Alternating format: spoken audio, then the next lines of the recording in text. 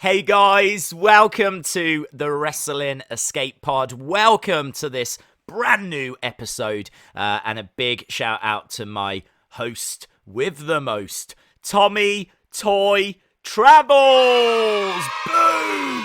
I'm Back, yes, and I was just saying to Tommy, it looks like he's in the waiting room for heaven.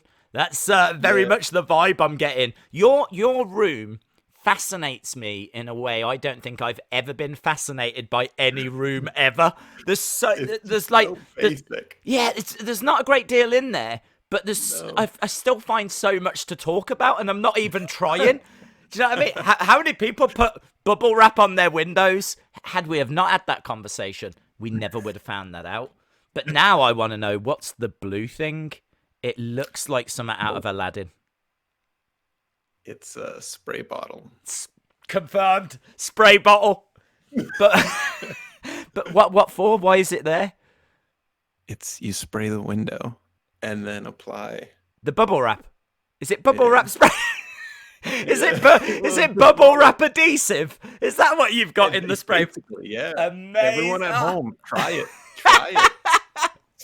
Something to try this weekend. You are living your best life. There's no two ways about it. There is no two ways about it. The other thing I want to ask as well, because I do feel like I am the voice of the community, and I appreciate as well there's people that are listening to this that haven't got a clue what we're talking about. I would urge that they go to YouTube and actually see for themselves what we're talking about. But the question I would like to know is, we know there's a tree outside the window. That's been confirmed. That was confirmed in the last episode. But is it a solitary tree, or is there a group of... I don't know what a group of trees are. Try? What's a group of trees? Oh, a forest, yeah. Yes, you're right. It probably is a forest or a wood, isn't it? Something like that. Here we go. Genuinely don't know. I kind of think it's just one. A big one. What do you know? What do you mean you don't know? You've never had a look around. Have you ever left that room? Is everything all right? Are you being held hostage? Is everything okay? No, I got Blink once for yes.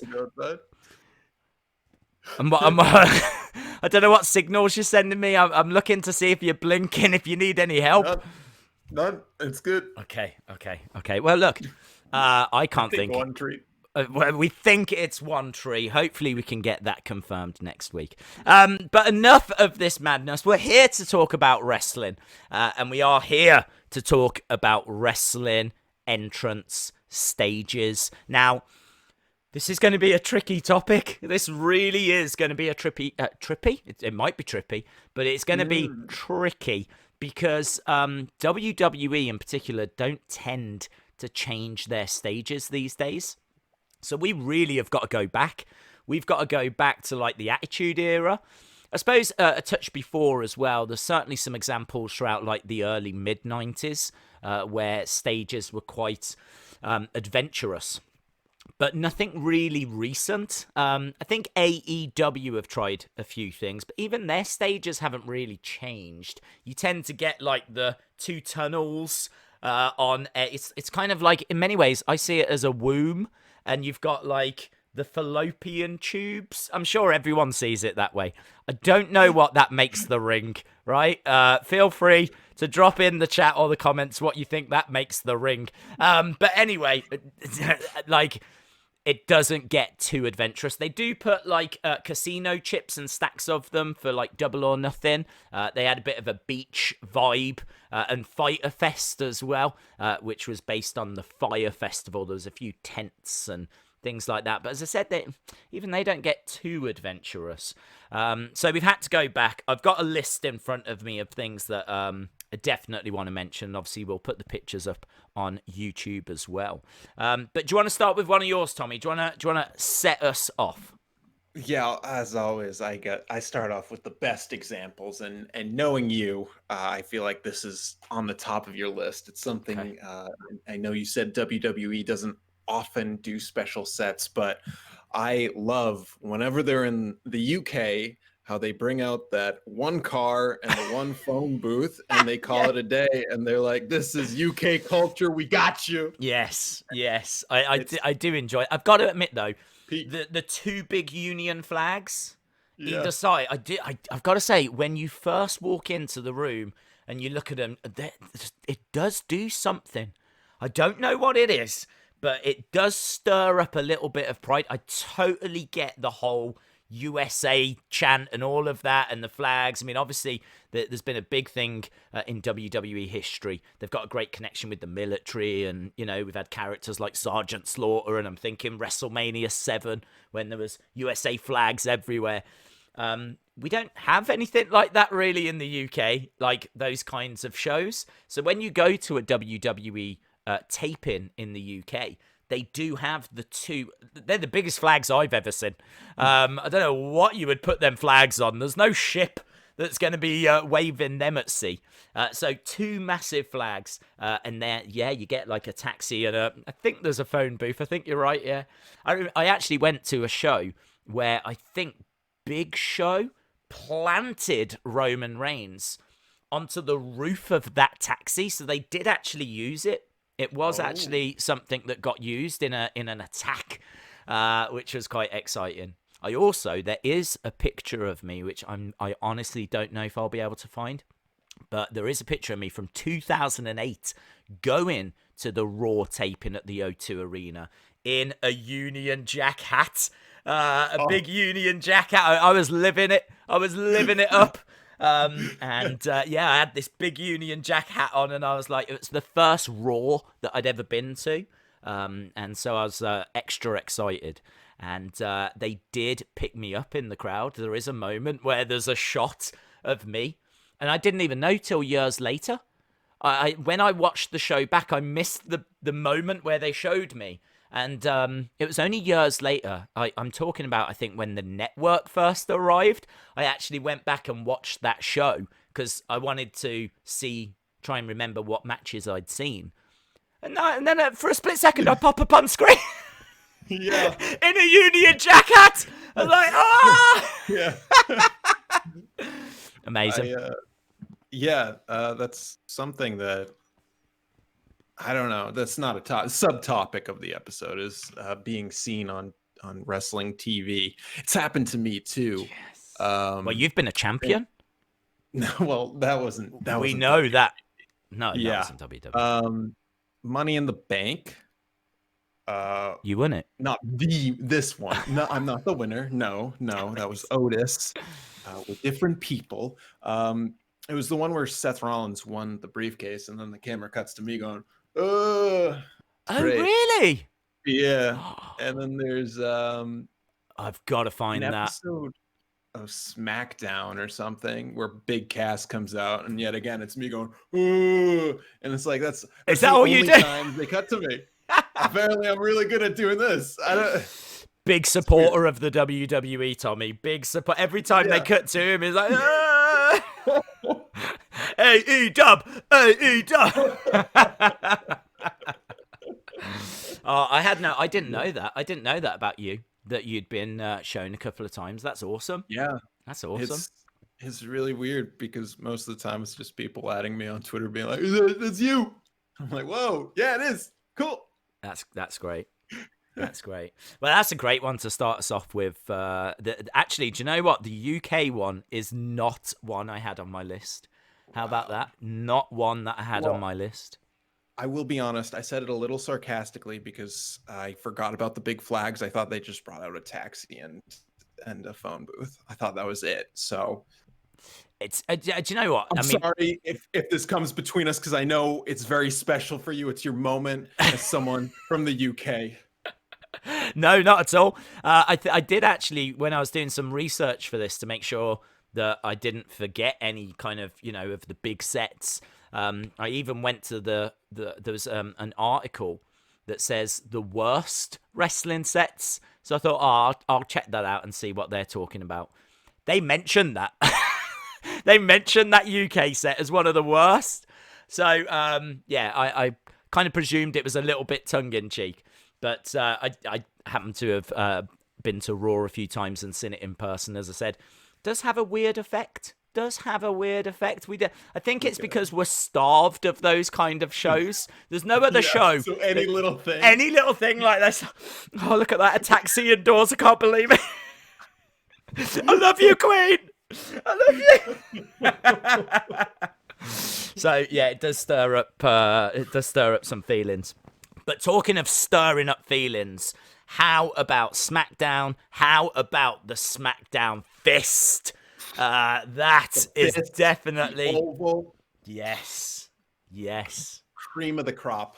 It is regarded as one of the best, if not the best, TV sets. So for those of you that don't know, this was around, I think, at the start of SmackDown.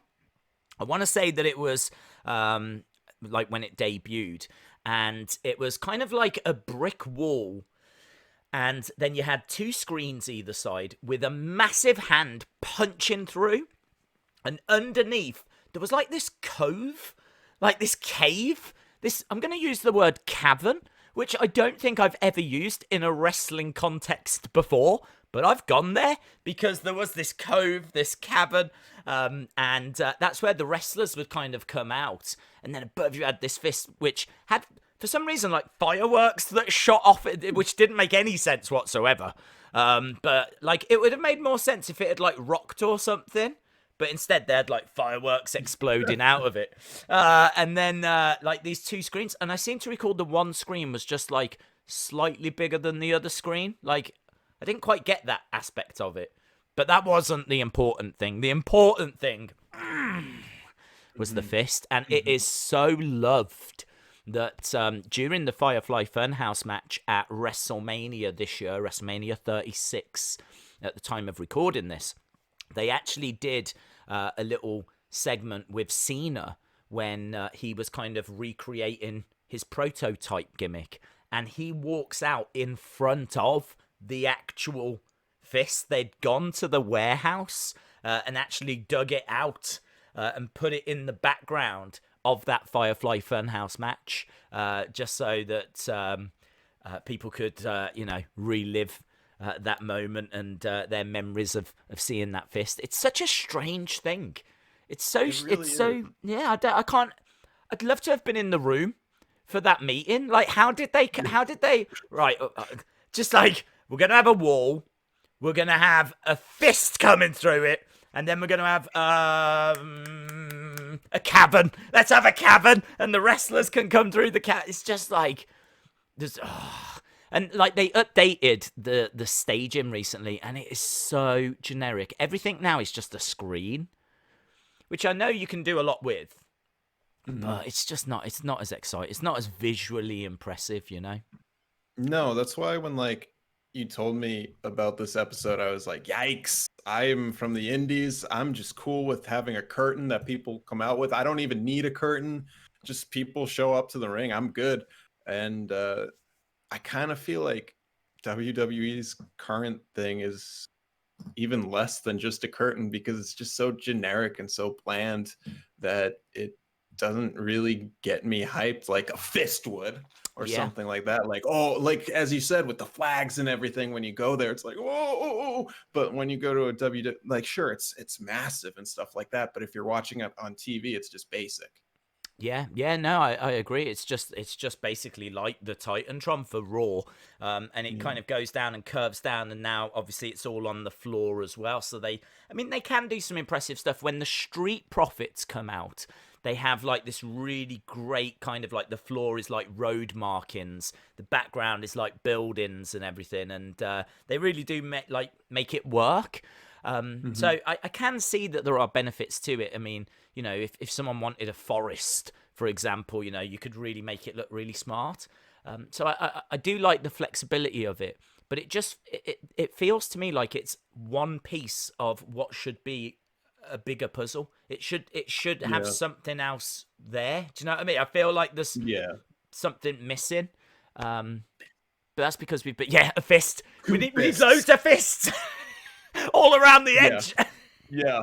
And we need the rest of the person. That's what we need, not just his fist. Imagine that. Just a massive Vince. A massive Vince McMahon towering over. With the And it turns out it was his fist all along. Spoiler. Yeah. Yeah, that would be brilliant. That would be brilliant. What's your next one that you've got on your list? Well, it was kind of building off the fist. I also just liked the post fist. I think it was just like the oval they came out of, Yes. Yes. where it was just very basic. But again, as I said, I like just simplicity sometimes, and that was a really simple, easy entrance, and it's still cool because it's an oval. Yeah, And I know AEW is kind of like that now, so it's nice to see the oval is still alive in this day and age. Yeah. Well, they have a lot more female genitalia going on with their entrance stage, as we said, fallopian tubes and everything. But it works. It works. And with Cody, when Cody tends to make his entrance, this is the only person that this does it for.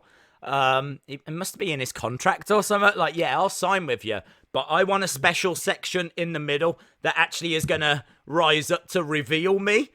So you've got the two fallopian tubes, and then you've got like the, I don't know, Cave of Wonder or whatever that exposes itself. I mean, you can see we're still on the female genitalia terminology, and that kind of rises up, and he's standing there, the American Nightmare. Yeah, I mean, look, at least they're doing something. Joking aside, they're giving it a go. But yeah, unfortunately, the same can't quite be said for WWE. In regards to NWA, they very much have a curtain. That's their approach, but they are retro. You know, they really are trying to bring back that old school feel. So they don't have entrance stages or anything like that. They don't even have entrance music, and it works. Yeah, and it that's does. what I'm saying. It's like, sure, some of these that we're going to mention are awesome, but I feel like there's a lot of money spent right now on some of these stages, and I don't think that the investment is worth the outcome, because indies and NWA, it looks fine. And I agree. And the NWA, what they do when it's their pay-per-views, they actually have them coming from a curtain, but a different curtain. How clever is that? Not the curtain down there, a curtain up there. So they move the curtain, and then they give them entrance music as well. So yeah, they push the boat out when it comes to the pay-per-views. It's kind of like The Price is Right, if you had that in America, where people have to come through down the stairs and get down to the stage. It's a little bit like that. But again, it works for them. It works in that kind of studio setting. So certainly not critical of it. But it's something actually that's quite different now, because obviously everyone has big entrance stages and entrance music and things along those lines.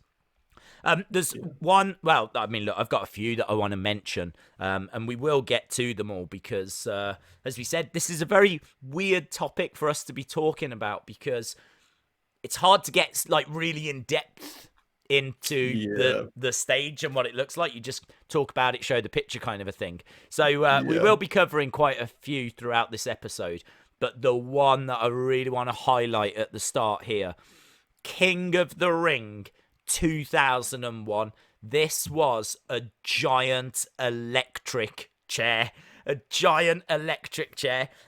It was so big you like walked underneath it, and the back part of the chair had the King of the Ring initials on it. And this was the same show where Shane got thrown through one of the glass panels by Kurt Angle, one of the King of the Ring panels. It was that show. And it's absolutely incredible. Apparently, that chair is in the WWE warehouse somewhere. I mean, that is the chair for whoever's fist is coming through on SmackDown. It's all connected. WWE's approach to stages at the moment seems to be making us the borrowers, seems to be making us the little people and just building this kind of land of the giants kind of a thing, which I think is a great approach. I would love for them to keep going down that path. I have another example of them doing that, and that would be the whole Cyber Sunday kind of stuff. Did you ever see the Cyber Sunday shows? Not have I. No. So the No. Cyber Sunday shows, they were around in the kind of mid to late 2000s, and you actually got to vote on the matches. So they would say, we're going to have Triple H against Umaga. Vote on what kind of match they should have. Should it be a street fight? Should it be a submission match? And you actually voted, and then whatever won, they did that match. So it was quite an interesting concept. It was a great way of kind of bringing in social media. I don't really understand why they've now stepped away from that. What with, Twitter and everything now, you think it would work better than ever? Yeah, they used to do that with, I know when I first started like SmackDown and Raw, well, not SmackDown because it wasn't live, but Raw, they'd be like, all right, what match do you want to see? Dean Ambrose and Seth Rollins, and do you want it to be a street fight? Do you want it to be a no rules, or do you want it to be a no disqualification? Yeah. And they'd open that up and all the answers would be the same, but it still felt kind of cool to vote. Yeah. But they don't do that anymore. I think as long as the options are exciting options, you don't want it to be, do you want them to have a regular match, a 2 out of 3 falls match, or a first to sneeze? Actually, I'd definitely watch a first to sneeze match, but do you know what I mean? Like, cool. It'd need to be, they'd need to have exciting options. But yeah, I'm amazed that they don't do that in this day and age, what with Twitter and social media and everything. But Cyber Sunday, they actually had a massive computer. There was a massive computer with a massive computer screen and like a hard drive and all this kind of stuff. And the other one they did was a massive BlackBerry.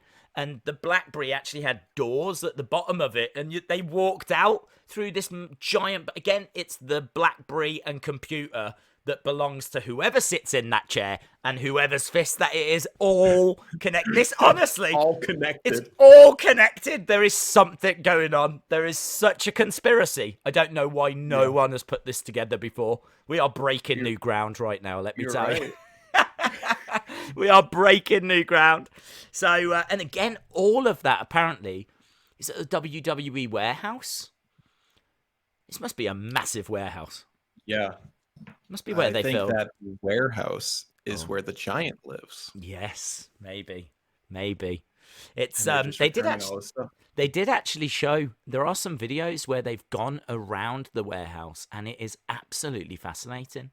And actually, just going off on a tangent because we love to do that, there is a brand new show that's coming that's going to feature Triple H and Stephanie McMahon, and they are actually going to go around searching for lost wrestling memorabilia. So they're going to look for very specific items. I think in my head, it's in connection with ABC, which I believe is a network. Yeah. American Broadcasting Corp channel. It's based Disney. Oh, is it Disney? Yeah. Okay. Would that be the kind of show they would have? Treasure Hunters. No. Okay. Not really. Maybe it's not ABC then. Maybe it's DEF. That would be more History Channel. Well, look, it's on some channel. I don't work for WWE. All right. It's on some channel coming soon with some people, and they do some. Check it out. But they, no, it's Triple H and it's Steph, and they're going to go around the country, and they're going to see if they can find some like lost wrestling collectibles. That speaks to me in a way that no show has ever spoke to me ever before. It sounds so up my street, because I've got a replica of the first ever WWE Championship, and if I had it to hand, I would gladly show you on. Well, I can just put a picture. I'll put a picture on. But yeah, it's a replica of the first one from the early 60s, and that was actually lost. The original one, the proper one, and it turned up in someone's attic. WWE have managed to get it back now, but that's the kind of stuff that's out there. Like, you would think the first ever WWE Championship would be under lock and key in the warehouse, or Vince's house or something, but it wasn't. It was out there in the world. So I can't wait to see what else is out there in the world. It'd be very interesting. Yeah. What next on your list? All right, for me, this kind of fits into our conspiracy, but I don't know how much. Because it's a WCW. Okay. So was the Giant around back then or Well, maybe not? maybe he jumped ship 2001 with the True. whole end of Nitro. I don't remember Halloween seeing Havoc. him, but yeah. Halloween Havoc is what I'm saying. Okay. Spooky decorations from the Giant's house Mm, decorating that the was great. entrance. That had a big pumpkin, didn't it? I remember. Yeah, And the like big Giant pumpkin. the giant's pumpkin, and it had like big tombstones, and it was like a graveyard setting, wasn't it? In fact, Yeah. that is really cool for people that haven't seen it. I seem to remember there was like a big gremlin and caskets, and it was just like the Undertaker's wet dream in many ways. So, like, if ever they did a special Undertaker themed show, they might as well just use. I'm sure they've got all them props because they They bought better. WCW. So yeah, it is like this crazy graveyard scene. But yeah, they used that a few times, I believe. Yeah. And yeah, it was very cool, very very cool. I'm amazed that they haven't done that more. What with the Undertaker around? Yeah, it seems like it would be perfect, but I don't know, maybe they think it's too like kitschy or something like that because it is very bright, very colorful, and for spooky people like Undertaker or something, having a giant pumpkin seems something more up a comedy alley. Not the tombstones, of course. The tombstones, you wouldn't have Grant Colley coming down going like that. It would definitely be Undertaker, but Well, the yeah, but pumpkin. here's a radical thought: don't include the pumpkin. Whoa. Whoa, whoa! How about you have everything else, like the tombstones, the caskets, the big gremlin thing that's coming out, the smoke, the spookiness, but the giant, like what I believe to be an inflatable pumpkin in my mind's eye that I'm seeing right now. Maybe just leave that out. Maybe just leave that out. I think you're onto I something. think I am. If anyone from WWE is listening, stop and get back to work because you need to come up with some better ideas than you have recently. Right, let's move on, shall we? Let's talk about a show that the Wrestling Daze channel actually did a watch along of a few weeks back. So this is fresh in the memory for me.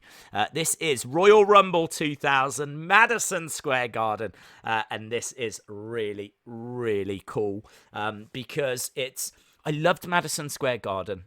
We've got to talk about this because you used to come, like, when you'd go to the ring, down this, like, little in between the bleachers. I believe they're called bleachers, in between Mhm. the seats. And it was like a narrow little passageway. And then you'd get to the ring. There was no room for, like, a big grand entrance. You just had to kind of shuffle down this alleyway. And it was a big feature at, like, WrestleMania 10. Well, whenever they did shows at Madison Square Garden, back in the day, there would just be a curtain. But then, obviously, as technology came in and they got a bit more adventurous, then they would try different things. And WrestleMania 10, I remember it was like a door, and it closed, and it had the cross for 10, and then when it parted, it would obviously open the doors. So WrestleMania 10, they had that. But for me, my favorite, Royal Rumble 2000, they made that little passageway look like an alleyway. They actually had like brick walls that they put onto the side, and they had graffiti. The ground looked like like a street, and it had a manhole cover, and they had like bricks stacked up, and there was like chairs and breeze blocks and pallets, and it really felt like an alleyway, and it was really cool. It was really impressive. I think the door where they came in and out might have been like corrugated metal, and it just Yeah, I had think that it kind was. of it felt brilliant. And to top it off, to put the cherry on top, or the taxi on top, if you would, they had a big yellow taxi, which you get in New York, for those of you that didn't Yeah. know. So you get this big yellow taxi. And I think only once did they actually show you what it was like inside the taxi. I don't know why they didn't use that more. There was a camera inside the taxi. There wasn't any people, obviously. I don't even know how they secured it. I have no idea. But there was a camera inside. There is a moment during that show where you actually see from inside the taxi, which is really cool. But the reason why they did that was because Triple H took on Cactus Jack in a street fight. So obviously they needed a street. So they came up with this alleyway. And if you've never seen that match, it is brutal. It's one of the most brutal WWE matches ever. If ever we do the most brutal WWE matches, that is getting mentioned. It could not be further away from last week's children's kids show conversation if it tried. There was blood absolutely everywhere. It was amazing. It was amazing that they went that far. So yeah, and they were using all of that. I think there's a bit where there's like a bit of the pallet that kind of gets stuck in Triple H's leg.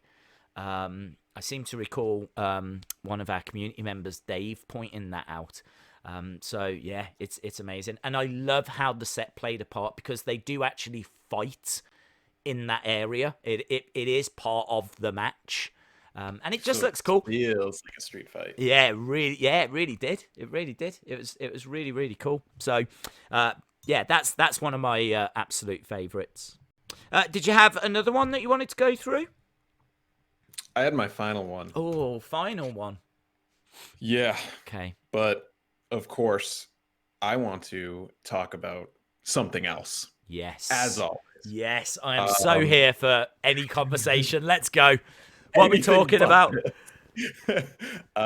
So we're talking about entrances and interesting entrances, but what about the greatness that is interesting places to hold it rather than making the venue look cooler? Like we had the first episode of Nitro being Mall of America. Yes. You had Bash at the Beach, where it's like beach. You have tribute to the troops going to the army places, and I feel like that is a lost art, and it's kind of being touched upon with like the final deletions and those type of matches. But I still think that there could be a cool venue change, because I know indies a lot of times run from baseball fields, which is cool, but like it's the type of thing where that really spices things up. And sure, an entrance is cool, but it can only go so far. I completely agree. I completely agree. Because it actually reminds me of a show that I wasn't really going to be talking about, but that was WrestleMania 9.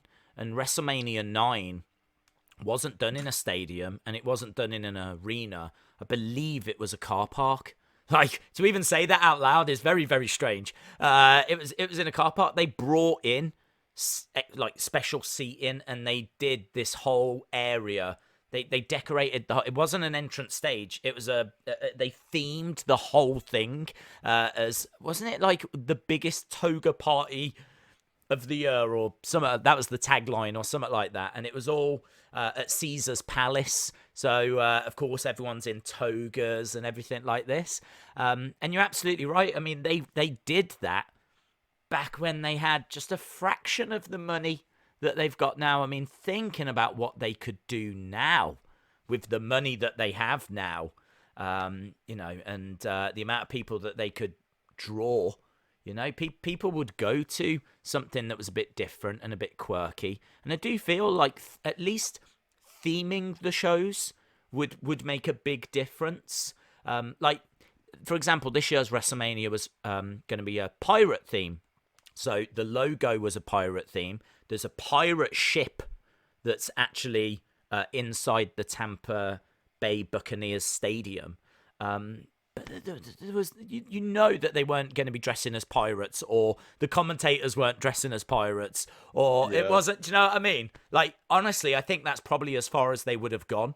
I mean, they had a pirate on their roster, so everyone looked at Kairi Sane. Everyone looked at Kairi Sane and went, man, they are going to push her to the moon, because you do not have a pirate-themed WrestleMania, and then you don't include your only pirate. There's no way. There's no way they're not going to include her.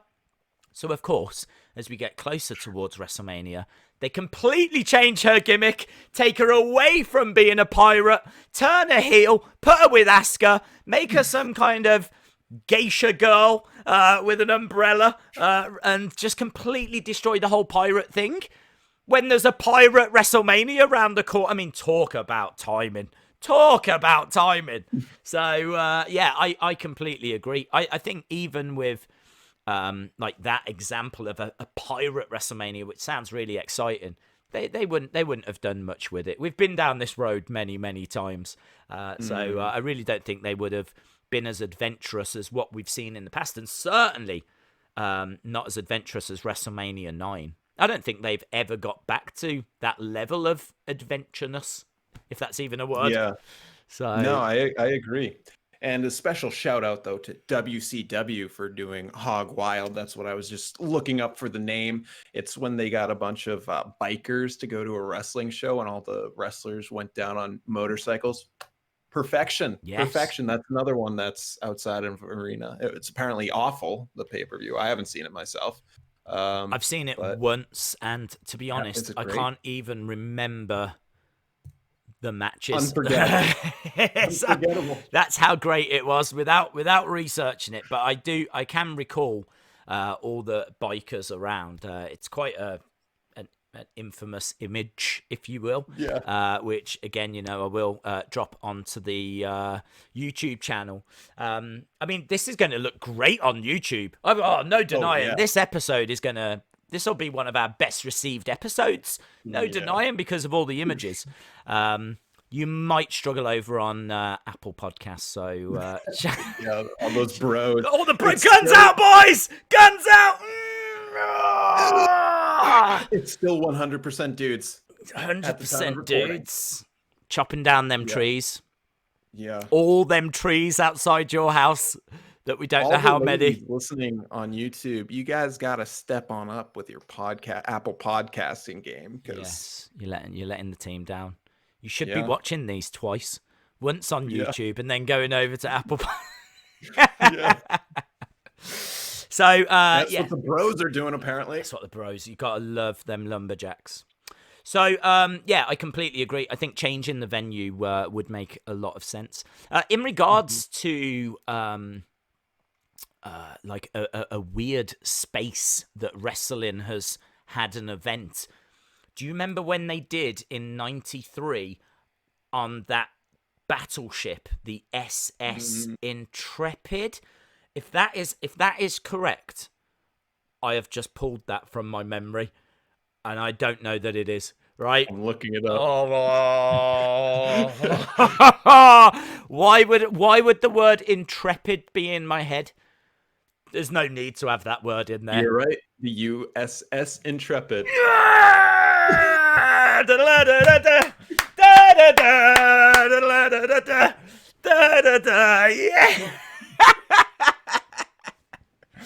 Oh, it's a big day in the Daze household. It really is. So yeah, they actually did a body slam contest on the USS Intrepid. So they had Yokozuna in the ring, and who could slam Yokozuna, this 500-pound man? And what was great was it was like a few hours, and you had all these like American football stars that gave it a go, and they couldn't do it. Other superstars gave it a go. Remember Crush giving it a go, and he couldn't do it. I think Macho Man gave it a go. And then you had this helicopter in the distance. A lot of excitement. Who is it? Who is it? Who's coming? And then it lands, and it's Lex Luger. And Lex Luger steps out and gives it a go, and he does it. And it's just brilliant. I mean, it's not a wrestling event, show, if you will. But it's still WWF. They still set up a ring, had an audience, and did a show of some kind on a battleship. So that's pretty cool. That's pretty cool. So I completely agree. What you're saying is that WWE should have rented a pirate ship and put the ring on there for this year's WrestleMania. Definitely. Either that or just have Linda McMahon coming out with an eye patch on. I would have took that. And if she came out only wearing an eye patch. Whoa! Oh! Whoa! I get it. So yes, I just want them to embrace that more. I think that it was always a big fun part of wrestling, because Yeah. another show that I want to mention, In Your House. Again, Hmm. at the time of recording this, it's just been announced that NXT are going to actually do an In Your House event. They're going to do NXT Takeover in your house. We don't know right now what that means. We don't know if it's just going to be the name. We don't know if they're going to bring back the In Your House set, because the In Your House set was it was really cool. It was just like this exterior of a house. And obviously on the first show, they gave away a house. Again, we did a watch along of this over on the Daze channel not long ago, and man, it's a short show. It's not even 2 hours long, but the whole reason that it existed was because they were doing big pay-per-views, like at the start of the year for the Rumble, around about April time for WrestleMania, around about August time for SummerSlam, and then end of the year for Survivor Series. And there might have been like a King of the Ring in the middle of the year. So it's kind of 5 big shows. But I don't think King of the Ring ever really got to the size of the other shows. But they were competing against WCW. And WCW were doing like 10 shows a year, 10 pay-per-views a year. So WWE needed to find a way of very quickly getting cheap pay-per-views up and running so they could compete. So they just came up with the In Your House concept. It was, instead of like $30, it was $14.99 on pay-per-view. And rather than it being 3 hours, it was 2 hours. Yeah, it was just like this kind of a scaled down pay-per-view. But the set was awesome because, as I said, it was like an exterior of a house. And Hmm. there's a lot of love and affection for In Your House. I remember it as a kid. I remember loving In Your House. The first ones, I think, as you start to move into like the Attitude Era, there were some great moments on those. Don't get me wrong, but I'm a little bit older by that point, you know. So then you start to criticize a few things as well as enjoy it. It starts to sneak in some things you maybe don't enjoy so much. Whereas when you're a kid, in the words of Lego, everything is awesome. So, do Yes. you know what I mean? Yes. It's just like they can do no wrong. So, but yeah, as you start to get on, then you start to find a few things that you don't enjoy maybe so much. So, yeah, In Your House was definitely worth a shout. Definitely worth a shout. Mhm. I got a few more, just a few more if I can Let's drop do it. these Maybe in. you'll hit mine. Oh, what have you still got? One more to go. Yeah, yeah, but I want to see if you hit it. Okay. Well, that's what she said. Yeah. Right, next. Next up, we've got Backlash. No. Okay, right. This has now turned into a game between me and Tommy to Yeah. see if I've hit it. So Yeah. Backlash. The Backlash set was really strange. It was based on, I can't remember if it was the A. I think it might be one of the A's, but one of the A's, it curves round the way that it was done. So they replicated it in like these, I want to say ribs. I'm going to go with ribs because they kind of came round and there was about 8 of them, right? And there were these big metal like spikes, but they came round like this, and there was a few in a row, and the superstars walked in between them. But what was really cool about them was these things were huge. I mean, like in comparison to the wrestlers, these things were massive. But not only that, they swung.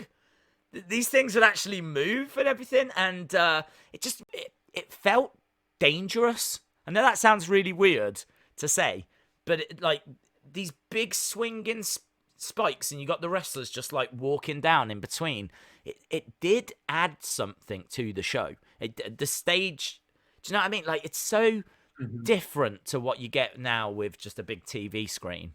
You know, there's the problem with today. There's not enough danger. That's the problem with today. There needs to be an element of danger. They Yes. need more big swinging spikes. There needs to be torture electric chairs and Yeah. big There needs to swinging be like a spikes. little tile that if they accidentally step on it, then everything falls down. Yes, Poison darts. that's exactly what needs to happen. Or how about this? There's a little button on the floor, And if you accidentally step on it, the screen changes and it actually shows a naked picture of that performer.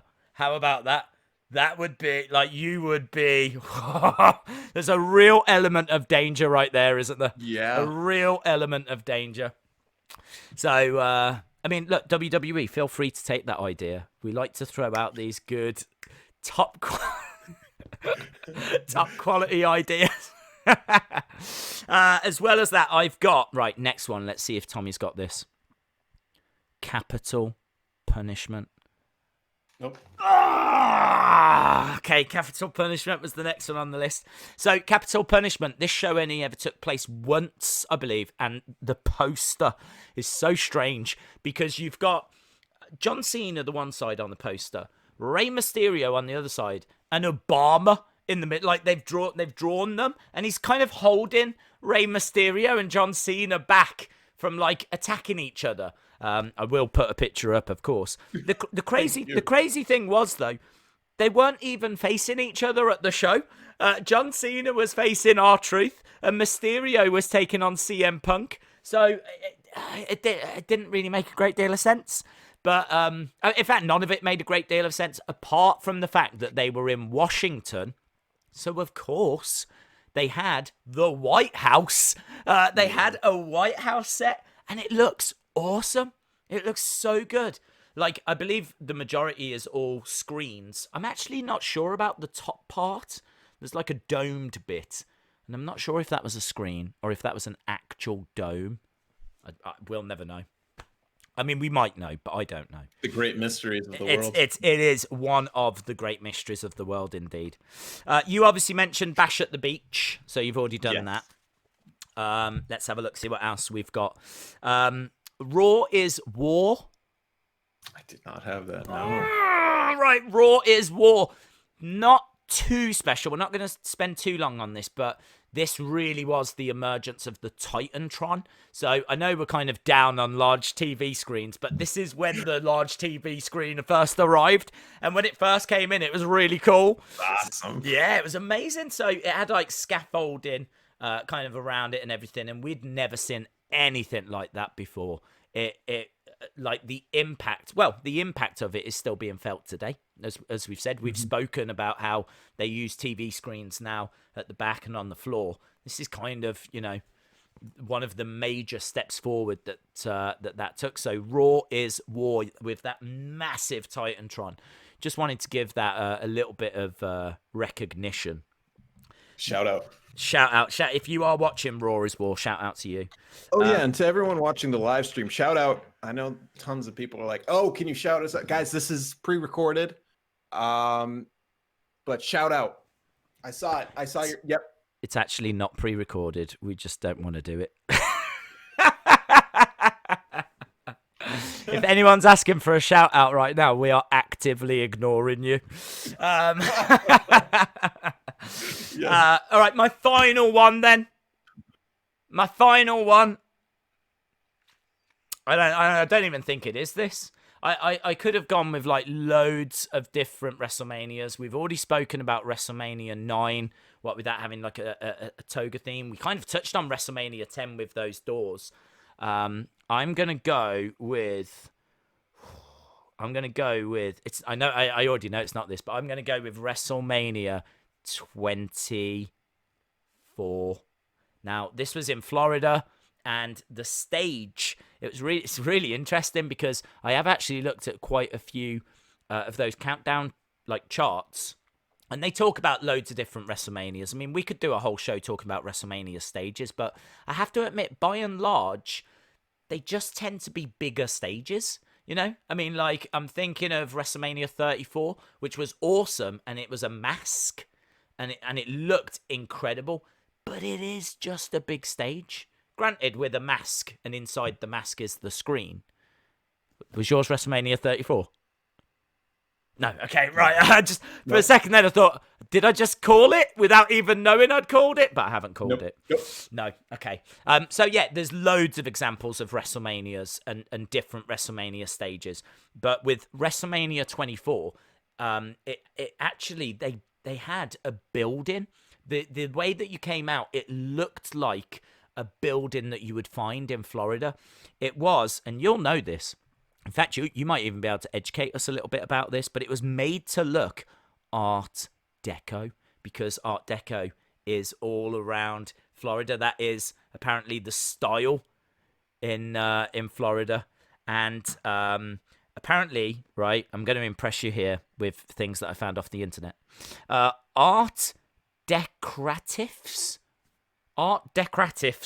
is apparently rich colours, bold geometry, and decadent detail work. I mean, really, I've only mentioned this so I can say the word decadent, because it is a great word. And it's very sleeker. A lot of people, I'm sure they'll all agree in the chat, it's a lot sleeker than, say, Art Nouveau. I feel like Art Nouveau isn't as sleek, but Art Deco definitely is a lot sleeker. Well, for me, I much prefer the avant-garde to either of those. Yeah, I see where you're coming from there. I'm a big fan of the avant-garde myself. Yes. And also the whole expressionist movement. I was a big fan of that whole movement. Mm-hmm. And Lady Gaga, she's pretty cool as well. So the art pop. I'm a big fan of the art pop. And also Art Garfunkel, who had some hits with Paul Simon. Shout out to you if you are listening. Art Garfunkel actually appeared on Arthur to yet again reference Arthur. No way! Yeah. Is that true? Yeah. Oh, well, Yeah, we have come round full circle there, haven't we? What a time to be alive. Okay, go on then. Reveal it. All right, mine is just so basic. It's again another one with a really stupid poster, but that's basically every WWE pay-per-view. It's New Year's Revolution 2007 with the fire-breathing dragon. Yeah, I'm basic. Fire dragons, that's cool. I'm in. So, yeah. Hey, look, it's worth a mention. It's absolutely worth a mention. It is cool. I mean, like, it is a fire-breathing dragon. It would be rude not to mention it. So, yeah. But yeah, I mean, like, there was a great Armageddon set as well that we could have spoken about. I actually did have another one written down. This one was Secret? WCW Pro, which was a weekly show on Sundays. Now, I'm going to be honest with you. I have never seen this show, but it's from 1995. And the set is, again, a little bit similar to that kind of alleyway that we spoke about for the Royal Rumble 2000. And it's kind of like this brick wall, and it's got like this pile of TVs in the corner.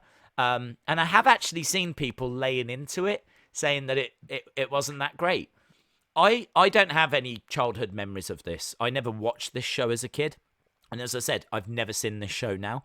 And I saw this on one of those worst lists. But I looked at it and thought, that was so much better than what WWE was doing at the time.